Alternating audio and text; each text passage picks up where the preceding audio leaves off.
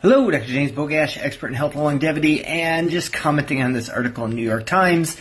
Physicians really are healing themselves with Ozempic and talking about how doctors are going to conferences and cardiology and diabetes conferences, and all the doctors are now leaner and thinner.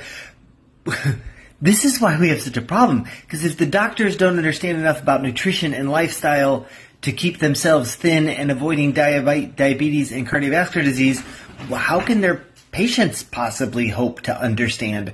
There are a lot of people using GLP-1 receptor agonists, which I've made it clear I'm not a fan of, and even when they're on them, nobody's telling them how to eat right, the fact that they need to be strength training.